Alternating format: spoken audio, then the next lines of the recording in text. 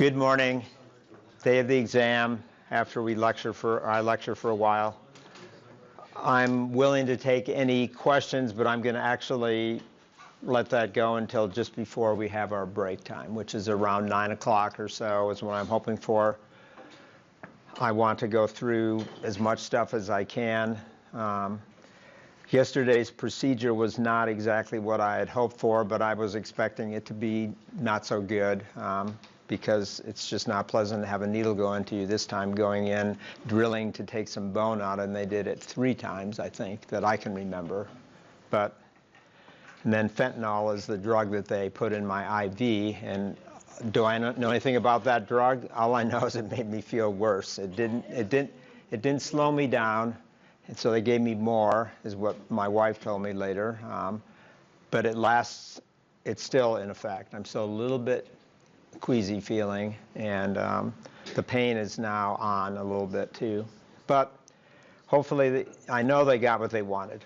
That's really important to me. They actually just didn't do it and tell you to go away. They actually had the labs come down and look at the biopsy material to give a preliminary assessment to say you've got some good stuff, and now they can figure out what's going on. And maybe you've done that before in your life. You go do something for a doctor appointment, and then it's like, we messed up, we have to have you come back again.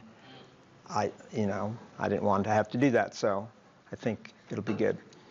So the biggest news and the only news on the website right now is that I did post set number 5, and I do want to talk a little bit about it because there's some clarity I need to bring to the questions. I will work when I get home again on getting the hints page out because there's some things that may need some explaining.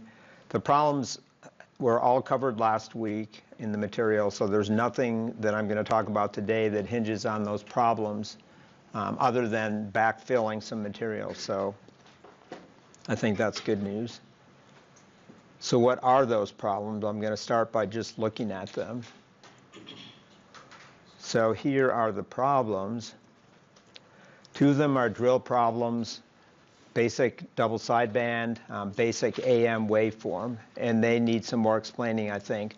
The 3rd problem is out of the book in the regular problem section, problem 3.3. It's pretty straightforward problem, and I think you'll have not a serious problem working it, but I decided to make it a little bit expanded by having you do a little simulation in Python. And it will be a fun simulation, so I'm going to talk a little bit about how you can do that. So those are the first three problems. The next 2 are more on AM, and then on the Hilbert transform. You don't have to turn them in, but they are good problems. Needless to say, they will pertain to the next exam in some way. And then there's the last problem, which is Hilbert transform related as well, which is the analytic signal type modeling that we were doing in class last week. I think that will be self-explanatory. It's not really a hard problem. Problems like that are worked in the notes and in the book. That actually leads into a problem that I pulled off of here, though, that was going to be a more significant simulation problem, and now that is in Project 1. So I started putting that together last week as well, and that may appear with at least the first simulation project problem on there. I do not have even the page to show for it. I was going to bring it or put it on the screen today, but I just didn't feel up to putting it out there as a preliminary, but I'll just give you a little bit about how that's going to roll once we get into it, once you get it out there. So right now I have it due on, what day? This is spring break week, right? Mm-hmm.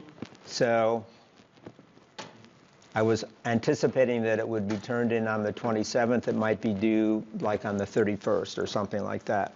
The way the projects work, though, I'm preliminarily planning on 3 problems in the project, and you can work, if you're a graduate student, you have to work alone, and the graduate students aren't here today. I'm not sure why they're not here, but they have to work alone.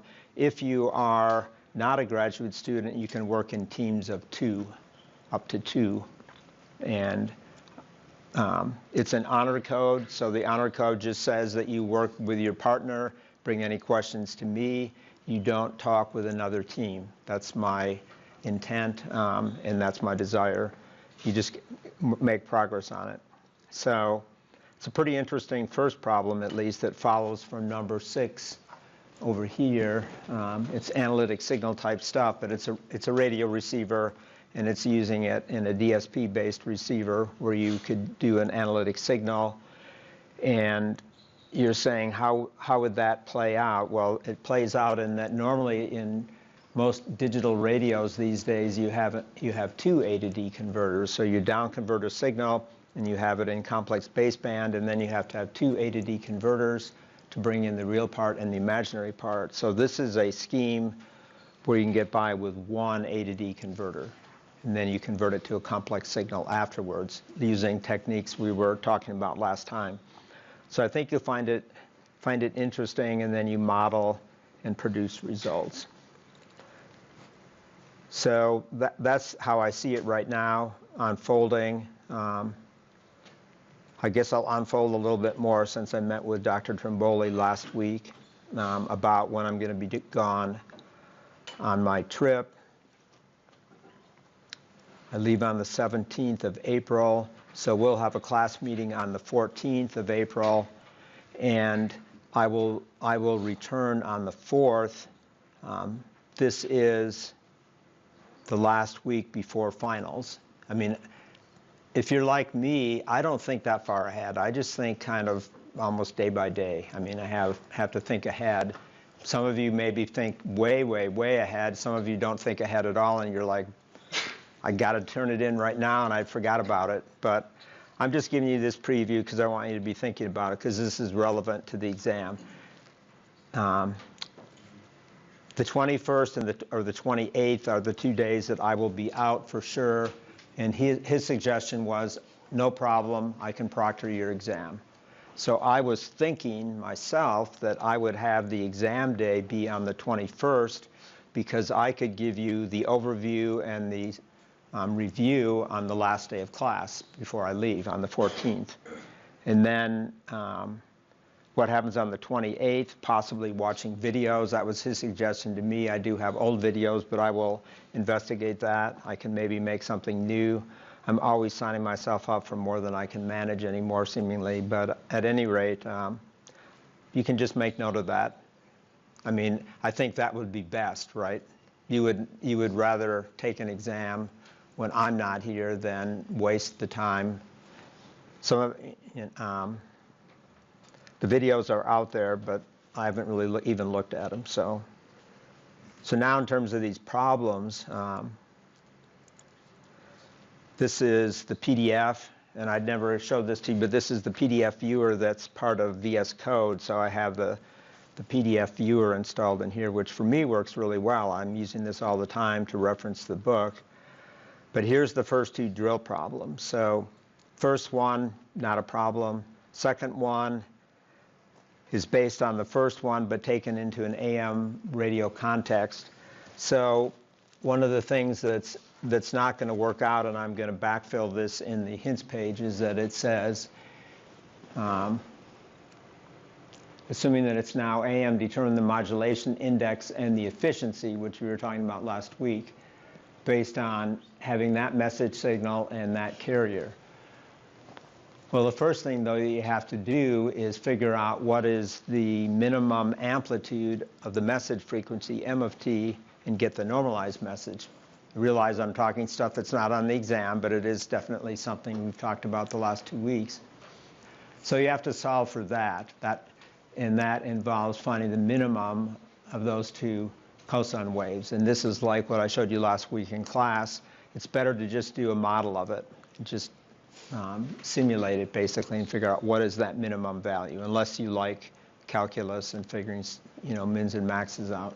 At any rate, you find that out, but then you don't know what the modulation index is. So this problem is kind of bogus. It doesn't say the right thing. You have to, so what I will talk about is I will say, I want you to use a modulation index once you work the problem, as I just sort of talked through, finding the minimum value normalized message, and then setting the modulation index A. So I'll explain that. So I'm just telling you that because I know you're going to be jumping on these problems after you get done. I'm just saying that with a little bit of a smile because I know you're going to be burned out feeling you have to take the exam, so you're going to want some recovery time, but soon you'll get back on it again. So then another problem that's in here is that you're doing the simulation on is this problem right here. Consider using a full wave rectifier rather than a half wave rectifier for the envelope detector. And this is taking us back over to this particular point in the notes where we were talking about what is the envelope detector in an analog circuit form. So it refers you to this picture. Forget how many pages were in between there and here.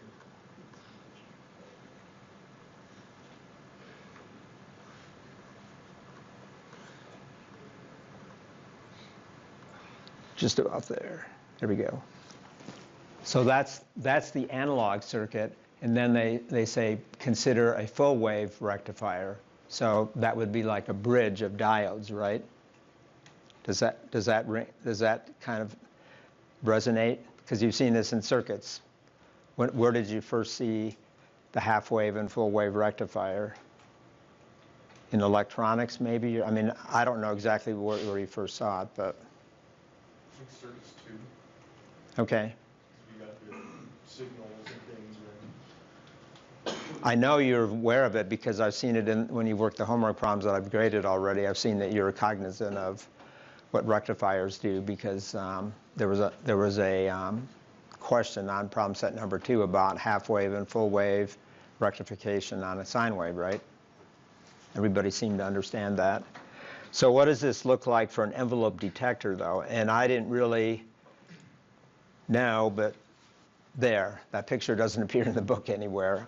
I think it was in an earlier edition of the book, so it disappeared. So what I'm asking you to do right now, if you're up to it with your pencil, is sketch that in your notes so that at least you know what we're talking about for this problem 3.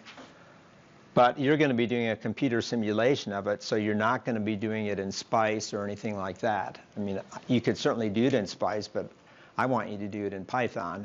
So I'm going to talk about what it would be to create a behavior level simulation of the half wave and full wave. And the half wave is already done in the Jupyter Notebook. You just have to add to it the full wave. But that's what they're talking about. It's a bridge, and that's the concept they're talking about. But now I'm going to jump in Python and just show you what it really turns into, and that way you'll know how to build it up in your model. Any questions?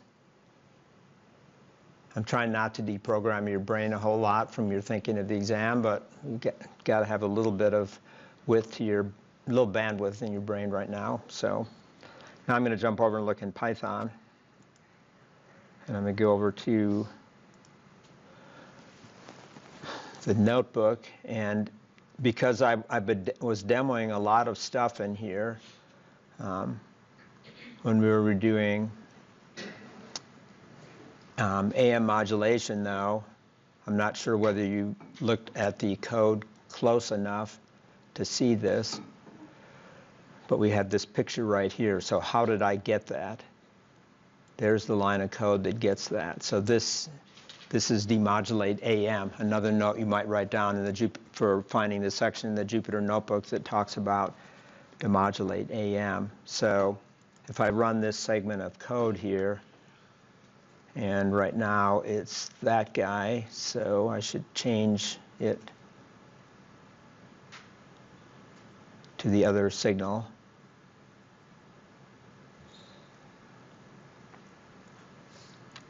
I'm going to change it back to the message that's a cosine wave. I guess I just have to run this cell. There we go. So now if I demodulate this, there it is, half wave rectifier. So that's the circuit model for the envelope detector, the standard envelope detector. So I'm going to throw this at you right now. I'm just going to give it to you so you can have it. You can see if it makes sense. This is my favorite coding technique, is to copy a line and then comment out a line, but I still keep another line in there because I'm going to modify this next line. So that involves the signum function, and what it's doing is the signum function, or sine function, remember, does what's in the math up above there. It takes anything greater than 0 and sets it to 1, anything less than 0 sets it equal to -1. So you can think about how that implements the half-wave rectifier in code, but that definitely looks like the waveform. Agreed? It's the top half of the waveform. I've just done it in a coding fashion, but to do it for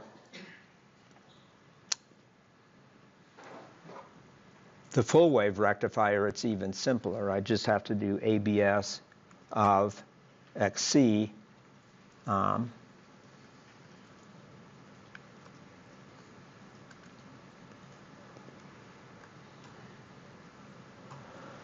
I think I have to do that, yeah.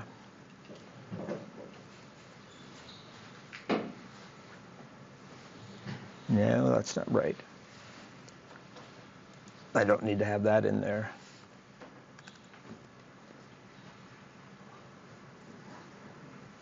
So maybe this is confusing to you. Make note of the fact that this looks almost identical to what I had before, but notice there's an extra cycle in here where it's flipped up. Did you see that? Should I show you the original? This is kind of like a magic trick, right? A sleight of hand or something. So uncomment that. Oops, I didn't want to do that. I wanted to move that down.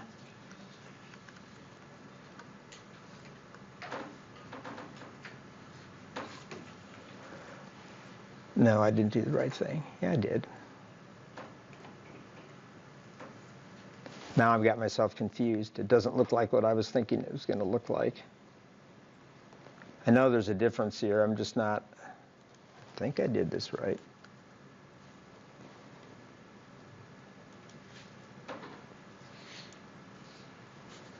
Maybe I'm going to have to backfill on this. I don't want to spend all morning on this, but I wrote this solution out over the weekend.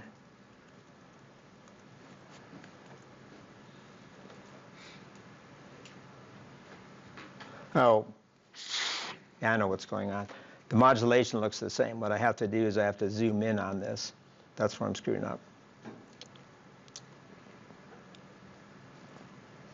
But this does look denser than it does before because I'm filling in every cycle of the carrier. What I'm losing track of, maybe it's because my brain fogged from the drugs yesterday, there's more density in here because the individual carrier cycles are getting full wave rectified. The only way to really see that, and this is a good thing to do actually, would be to go and zoom in on the x-axis. So how about I pick 10.5 to 11 and see if what that does for me.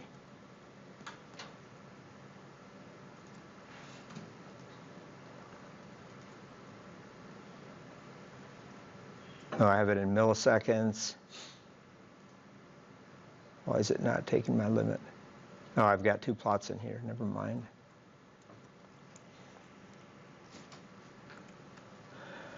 I zoomed in on the lower plot, so I wanted to zoom in on this one.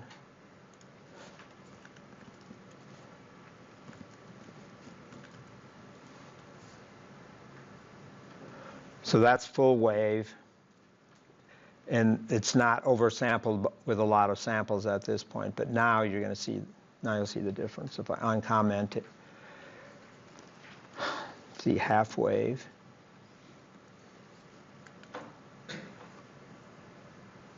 Now you see the difference. You're missing the cycle. This is a crude half cycle. I mean, it's only got a couple of points in it, but you're missing the extra cycles that folded up when you did full wave.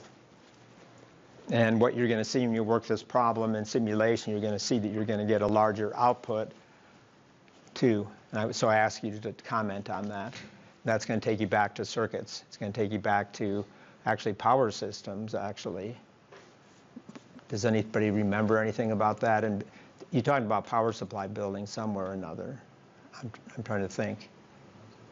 We rectify an AC waveform, and then you want to create DC from it. You put like a capacitor on the end to regulate it up to a DC voltage. Can you think back to that point? If you did a half-wave rectifier and a full-wave rectifier, which gives you a larger DC output, larger average value? The full wave does, right? Yeah, and that leans into this problem slightly. So whether it be circuits or whether it be software, radio, the properties all still apply. I mean, you get to look at it. So here you're not doing it in circuits, so I'm not asking you to build a model in SPICE. It could be done, and it's the type of thing that the lab might do, but not in here. So that's the backfilling for that. Now I'm going to jump back over to where we were, which is quite a ways down the page here. We were talking about a nice, easy subject, in my mind at least. Frequency translation and mixing. The idea that we want to take a signal at some frequency F1 and move it to a new signal frequency center at F2. So we do it with a what's called a local oscillator. It's a sinusoid signal generator, and it's coming into the multiplier there.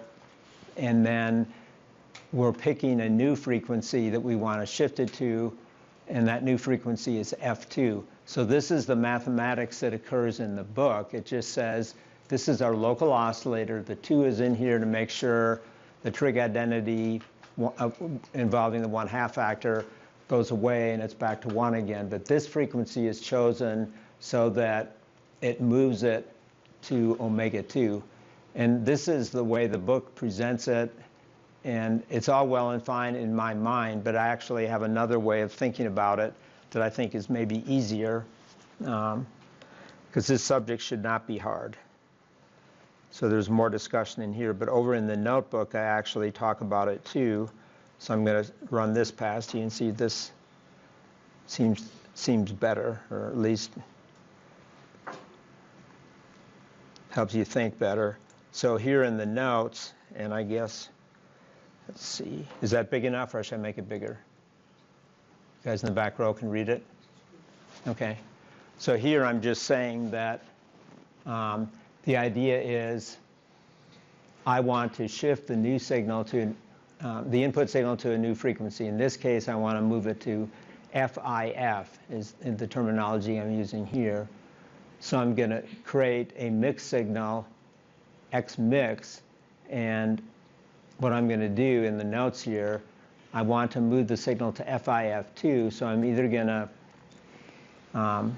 create a local oscillator signal that's FIF above my carrier, or I'm going to set it to FIF below the carrier, because that way I know that the difference will always be at FIF in the radio sense. FIF is intermediate frequency. The IF part is intermediate frequency. And then we also have the property that when we have the local oscillator translating, we're also going to have a sum frequency that comes on through. So the sum frequency is usually the one that you throw away, but it doesn't have to be. So you could do it either way, but in this case I'm modeling it as if I'm going to throw away the sum frequency. I'm going to keep this FC minus FLO, and I'm choosing it such that FLO is FC plus FIF. So when I take this and move it up here, and I can't draw on this because it's a Jupyter Notebook. If I move this up inside of here, then I'm going to be getting FIF. Can everybody see if I subtract this quantity, I'm going to cancel the FC out. I'm going to get FLO. But another property of the mixing action is that we're also going to be able to, we're also subject ourselves to an image frequency. So the image frequency as the bullet here says, converts to the same IF frequency, and it's sitting at F image minus FLO equals FIF. So if you were to solve for F image, it would be FIF plus FLO is what produces the image. And I think I have that. It's in the notes, actually. I have it in the notes, but in this particular case, this example I ran here, this was my local oscillator. This was my signal is the blue one, so I'm setting this carrier frequency FIF above the blue signal, and it converts it down here to the green signal called F mix. The difference is FIF. But this red signal is FIF above the mixer, or the local oscillator. So it also has a difference which moves down on top of the purple signal. And that's the action of the image being created. I'm going to look at some more examples, a couple more examples actually, to just try to set this in your mind. But what I want you to be thinking is that if your signals, say this blue one, how do I get a difference frequency down here? I can just set the local oscillator, this guy, the difference frequency above it or the difference frequency below it. I always have those two choices I can do. So that's the whole business of tuning with a frequency translation involved. And Lab 4 does these things when the lab people get to it. That's the one beyond where you're at right now. So now I'm going to go back over to the notes and just take an example, a case in point, rather than just looking at this. This is perfect, but you have to set your mind on it for a while to lock it in. I like getting this understood from pictures. I don't know about you, but the math is fine. It does work, but it's more convincing when you can just draw a picture and just say, hey, how am I going to do this? So here is a classical super heterodyne receiver from a century ago, more than a century ago, actually, I think. The idea would be you'd want to tune in some station, and this was AM broadcasting from over a century ago we're talking about. So we're looking to receive signals from 540 to 1600 kilohertz, and the idea of the converting it to an intermediate frequency means that you can focus on putting a lot of gain in these back-end stages. So after you mix and have an IF bandpass filter, you can amplify a lot at a lower frequency, and you get the selectivity from the IF filter. So now you're just going to pass the signal of interest that comes on through at the difference frequency in this case. There is an RF bandpass filter out in front, and that's to block the image frequency. So I'll be showing you the picture of that in the next slide, or the next bit down. But AM broadcast, this is the way it is to this day. Every 10 kilohertz are the spacings. The bandwidth of the message signal is 100 hertz to 5 kilohertz. It's not what you'd call high fidelity. It's what you call broadcast radio, talk radio, low quality music, and sportscasting. So if you want to design a local oscillator to tune the whole AM broadcast band, if we want to do low side tuning, we would set the local oscillator to run from the lowest frequency we want, 540, minus, in this case, the IF of 455 kilohertz, all the way up to 1600 minus 455. So it would tune from 85 kilohertz to 1145 kilohertz. This is generally not the option to go with, and I'll explain that here by saying that we have to tune over a much larger ratio of frequencies. If I was to put 1145 and divide it by 85, that's the tuning ratio that the local oscillator has to tune over.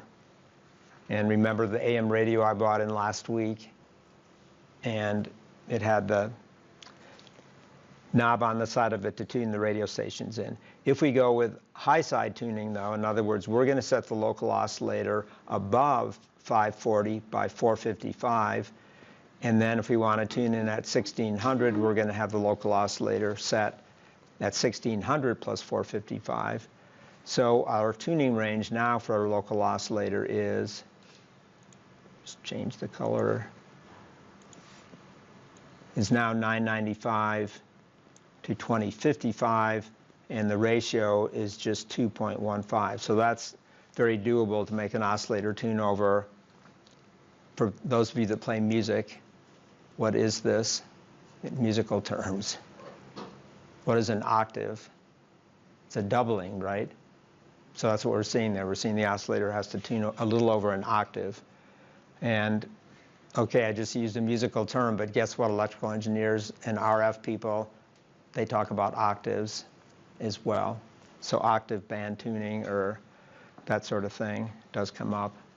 You never thought you learned that in school in music, but you get to use it in electrical engineering too.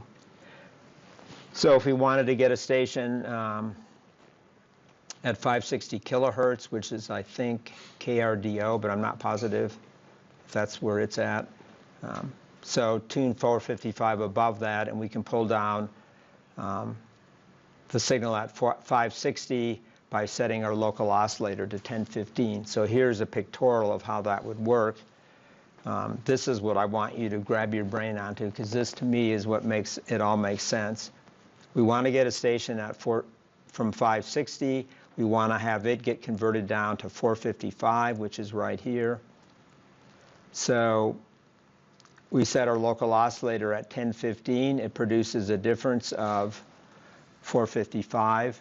Another AM broadcast station exists at 1470, and if the Colorado Springs market had a station there and we were trying to tune the 560 to 455, guess what? We're going to tune the 1470 to 455. Now maybe you don't remember this because you don't play with AM radio very much, but you can hear two stations at once. Has anybody ever experienced that in AM broadcast? It's like, why is that there? Well, this is how it can happen. The superheterodyne principle, which is what this is, that Armstrong invented back at the turn of the previous century, makes this happen. But converting to the IF frequency or changing frequencies is very standard in all communications to this day. How do we get signals up off of a satellite that's coming down at S-band, let's say down to 70 megahertz? We have to have a local oscillator down converted. If we're going to transmit it, we have to take it from, say, 70 megahertz up to 5 gigahertz or something like that with another mixer set. So we're doing up and down conversion all the time. The AM or the radio receiver application is just one of many instances of this. But in this case, just to carry it on, so we have the 1470, which is the potential image. This red dashed line says that we have some sort of RF bandpass filter at the receiver front end, which in an old-fashioned AM radio is tunable. So it will move when we tune the local oscillator to select a different channel. That red passband will also tune approximately with a resonant tank circuit. And it's designed to suppress but not eliminate, because because it is a realizable filter. It's not a brick wall. It will suppress at least the image to some amount. So down here at our image frequency, our downconvert frequency 455, you can see that the image does come in, but the idea is this bandpass filter is rolled off enough that it's dropped this signal down 10, 20 dB or so. So it's not so noticeable. And then, of course, the IF filter is very precise. It has very good stop band attenuation. It's not going to, these double frequencies don't get into the signal chain. What I mean by that is this IF filter blocks anything that's not centered at the IF frequency plus or minus the bandwidth. In this case, the bandwidth is W hertz, so it's 2W wide, but it's not going to let things through outside of that without lots of attenuation. And then it can go on to an envelope detector, and in this case, an audio amplifier. In a standard generic receiver. It would not necessarily be an envelope detector. It's just down converted, and now we can use it. I know we're heading towards the exam. We're not there yet. Are your brains able to see, though, what's going on here, that we're going to down convert in the idea of this picture? We're going to come up with a local oscillator. And those of you taking the lab, you're going to be doing this. You're going to be doing exactly this. And you're going to be doing it in the FM broadcast band instead of AM. And you're going to tune in local stations. So the next example that I have in here is related to what's in the lab, one of the lab radio receivers that I designed. And Professor Teekamp did the board design and had it fabricated and is sitting in the lab. This is a double conversion, so you're doing mixing twice. So in this case, and you will look at this station, we want to get what's called WX4, and that's the weather channel that's over in southwest side of Colorado Springs is where it's located. It's 162.475 megahertz. You will receive that in the lab, but at any rate, we want to get it down to 455 kilohertz in this particular application because this signal is narrowband. We don't want to have a wide IF, so we decided to make the down conversion process happen twice. We're going to first mix it down with a local oscillator at 173.175 megahertz. That gives us a difference off of this 162, which is again 10.7 megahertz. Then we take it down a second time from the 10.7 IF frequency with a bandpass filter thrown in here. We take it down a second time to 455 kilohertz using a fixed oscillator. In the lab equipment, this oscillator is a crystal, so it's fixed. The front end oscillator is variable, but so we're taking it down a second time, and then we're going to demodulate it. The FM demodulation and how that works is part of the next chapter. My notes didn't say that. Originally, chapter 3 and chapter 4 of the book were merged into one long chapter, but then he revised the book at one point and broke them apart. So the dual conversion idea allows much better image rejection because you have the IF frequency so much further away. Notice that the image frequency is going to be approximately 300 megahertz away. So it's way, no, it's not that far away. It's at two times the IF frequency, so it's 20 megahertz away. But that's far enough away with the bandpass filter at 10.7 that it's well rejected. So it provides better image rejection, and then you get better selectivity by having the IF frequency much lower, so you can have it sharper over the signal of interest and not let through interference and adjacent signals. You're still going to have adjacent signals that will get down converted through the first IF. In other words, what happens up here, there's a collection of signals that might come in. Suppose that's your signal of interest. There's going to be another weather station on over here, and another one right in there. And when you down convert it to 10.7 megahertz, all those stations move. Let's make sure you understand that. You multiply a signal by a local oscillator frequency or an e to the j or cosine omega naught omega LO. It takes everything and moves it up or down. You can't separate the signals. We have to do it with filtering and mixing. So we're going to mix it, multiply it, whatever term you like, centered on 10.7. So all these three signals end up being centered over 10.7, but the filter now can come along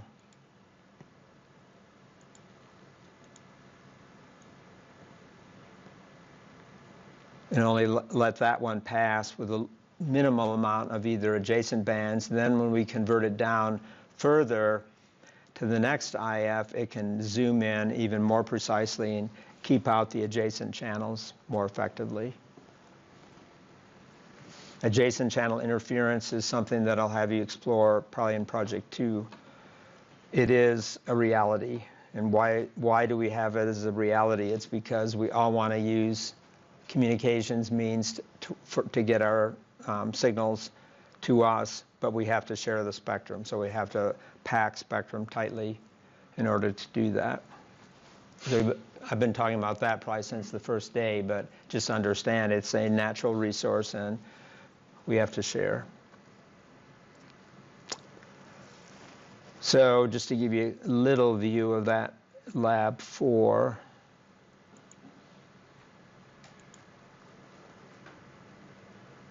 It has a single conversion receiver. It's called the wideband receiver, and that's its schematic. But the one we were just talking about is the narrowband receiver. So it's what we were just looking at schematically.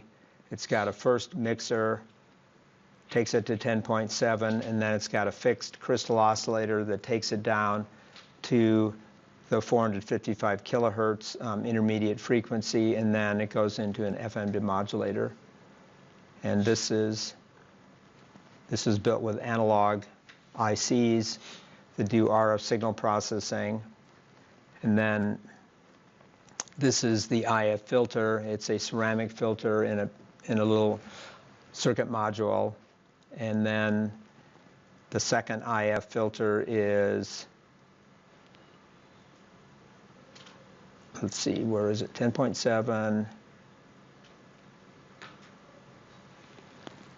It's up here. There's 2 ceramic filters that are hooked in with amplifiers and limiters in this chip to do the second conversion. And then finally it gets FM demodulated using a type of detector that's appropriate for frequency modulation. In this case, it's called a discriminator type application, quadrature envelope detector combination. Something we'll look at in the next chapter. But those of you in the lab will be seeing this before too long. I don't remember when you start lab 4. We haven't gotten into FM, obviously, but we will get into that not too far away. Any questions or comments on this? I'll maybe have this up again when I know you're already using it in the lab. There's also a frequency doubler in here, which I think I have on the RF board too. There's one of those in that RF board that you use in the lab.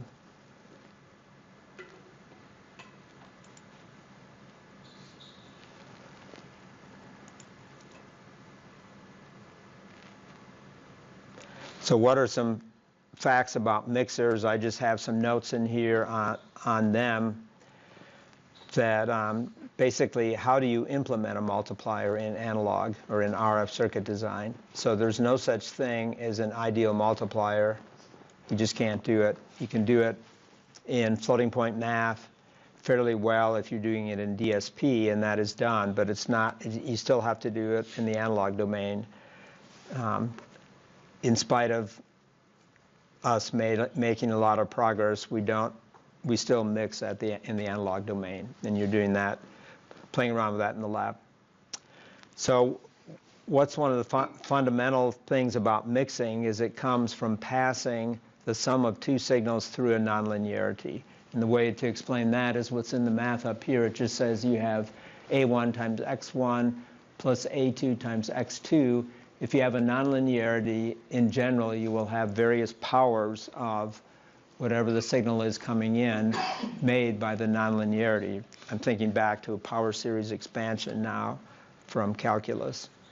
So we're focusing mostly on the term that does the squaring action. And when you square that term out, you get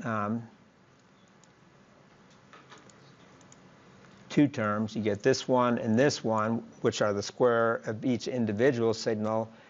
You don't really want those, but you do get this.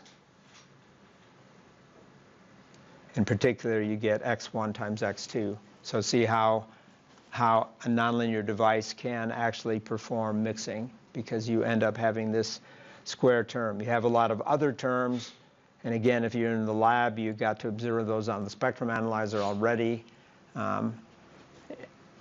It's amazing, in a way, that you can do that. But this was figured out, in the early days of radio that we could do that. So I think what's significant about it is that in analog electronics, you worry about making an amplifier. You think about it being always in the linear region, right? You want to amplify a signal and have it come through. We sometimes want to actually benefit from the nonlinear action in an amplifier or some device.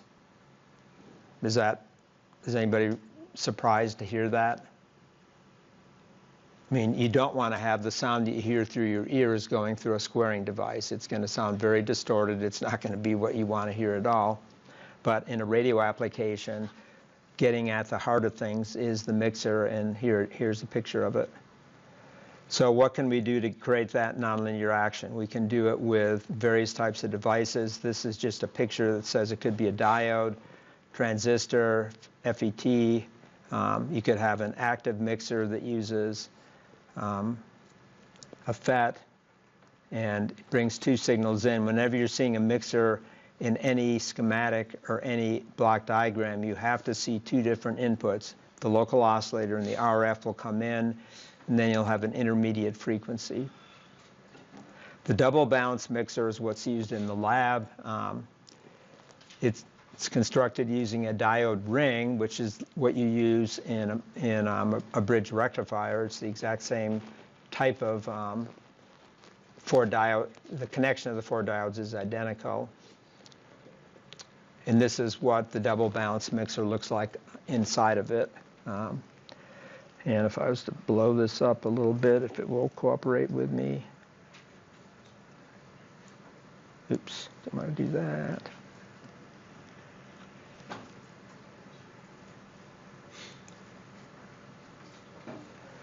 You look at what's going on here, and the significant thing is there's a transformer and a transformer. And I don't know, some of you are in power systems, so transformers are essential in power distribution, right? Did you ever think that they would be used in radio frequency devices? I think I always thought inductors were dirty. What I meant by that is they're like the dirty circuits that you have to work with. Nobody really is fond of them. They're just not nice. And I guess if you're in the utilities, transformers are your friend, but they actually sit around in the boxes around our neighborhoods, or maybe they're on the poles. What happens when they leak? I grew up in the Midwest. PCBs polluted the Great Lakes, and they polluted the fish in the Great Lakes, and they're still polluted. As a matter of fact, where I grew up, certain types of fish collect the PCBs that are still in the bottom of Lake Michigan, and you're not supposed to eat them but more, maybe once a week or something. So what's PCB stand for? Polychlorinated biphenyl or something like that? Has anybody ever heard that? Plastic? Well, it was used in making, in the transformers too, in the power transformers that leaked. We, as a people, we've done a lot of different things. We've done things that work well, and some things we later find out were bad for our environment, and then we try to get rid of them. And trying to get rid of them is not always easy to do. But that's part of, I guess, maybe we're the bad people. Electrical engineers brought a lot of good things in, but people think, what are the bad things we did too? But at any rate, in an RF transformer, it's very tiny. It's on a toroid or on a ferrite core of some sort. And this action of having the center tap allows you to drive the in-phase and out-of-phase sides of the diode. And it's the center tap action that gives you the balancing. So that's why it's called doubly balanced. Doubly balanced because it's got two transformers in it. So you get to come in with an LO, you get to come in with the RF, and then the switching action of the diode, you generally will drive the LO hard to actually impose the primary switching action on the diode ring. And then this is much weaker, and then the difference frequency predominantly, or the sum frequency, is what comes out of the IF port. But you can also use the double balance mixer in the opposite orientation. You can put your transmit carrier frequency into the LO at this point, and then you can put the signal that you want to modulate onto the carrier, as in double sideband or digital modulation, whatever. That can push in here, and then the RF can come out over here for your transmission. It's also interesting to note in a receiver application, this port is DC coupled. So if you have information that you want to get that's down at baseband, you get it always from the IF port because it's DC coupled into the diode ring itself. The two ports on either side, depending upon how you're using it, are always AC coupled because why? It's on the other side of the winding of the transformer, right? DC can't pass through from one side of the transformer to the other. But you might say it was a genius design, whoever came up with this originally. There's active mixers, like I said, too, but these are very popular. This is a Maxim part, and it has some transformer mechanism inside of it as well. It might be done in analog electronics rather than actual transformer, but this is the schematic they give you for a Maxim part. And some of you, I had a student last semester in DSP, he's working at Maxim right now here in town. They were, bought by Analog Devices, right? You guys probably don't keep up with all that stuff, but Maxim had a division here, and now they're part of the Analog Devices family. So just to prove how easy it is to get action, we used to use in the lab a piece of software called ADS, Advanced Design System. And ADS is still used. Maybe Dr. Song, Dr. Kalker used to use it. We used it in the COM lab. I used it for a long time. But then I decided to switch over to Python modeling and just make life easier because you can take it anywhere. ADS is very expensive, has a very hefty price tag on its license, but they let the universities have it because they wanted you to learn how to use it so you could buy it, right? Have your company spend money on ADS.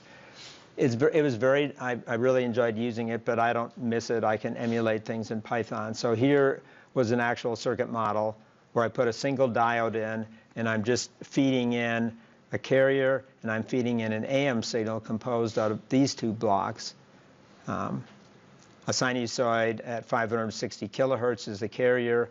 I'm going to add to it a message signal, and this is going to form an AM type waveform. I've also got a bias coming in here, and I don't remember where the bias is sitting in here.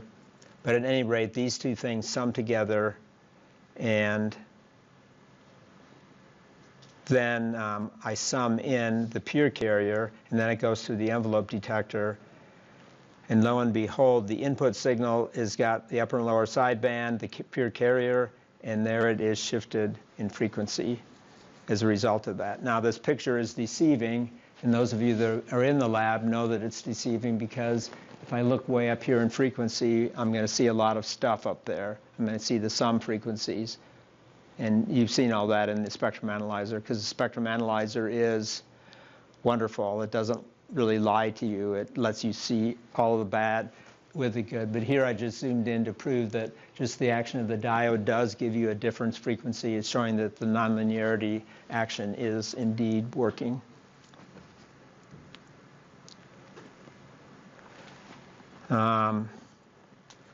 This is a good stopping point. This is a cool little topic. We'll talk about it next time. But this is where we have our AM signal, and we're just saying, suppose we have an interfering signal or a jammer. So we'll be talking about jammers elsewhere. Interference is the friendly foe, whereas jammers are the unfriendly foe. That's you know what I'm getting at?